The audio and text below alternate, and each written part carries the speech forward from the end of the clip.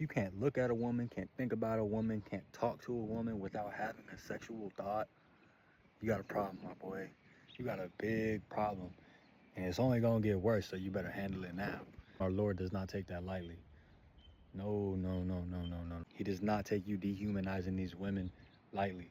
Now, trust me, I know very good and well women are beautiful, gorgeous creations, but I've never had a problem with not being able to talk to a woman or not looking at a woman as just a person. Y'all see women and view them as objects, something to please you, something to get you by. But that girl is just as human as you are human. Don't quote me, but there's a verse in the Bible where it says something along the lines of, you're better off tying a brick around your head and jumping into a river, killing yourself, rather than leading somebody else into sin.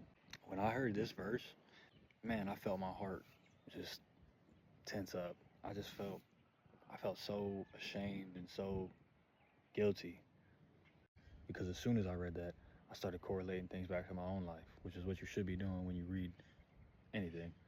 Anyways, I started thinking about it and I was like, man, I know for damn sure I've led 2 women at least into lust from my actions.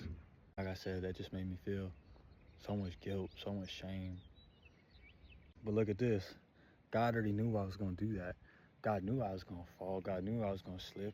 And God knew I wasn't paying attention to his word or have any care for his word in that time and season in my life. He knew that, and he was still working in my life. He was still working to pull me closer, pull me closer, pull me closer.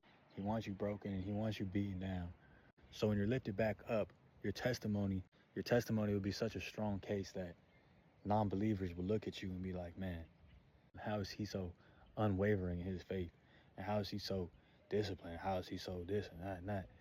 But you know you weren't always like that. It was trials and tribulations that led you to that moment and led you to this character that you are right now. And that's why it's so important to relay your testimony, because there's people out there waiting on you. There's people waiting to be saved, and allow them to start seeing God working wonders around them in their own life. It all just circles back around to the lust. It's a filthy animal and you need to get it out of your life. You need to rid of it or it'll rid of you.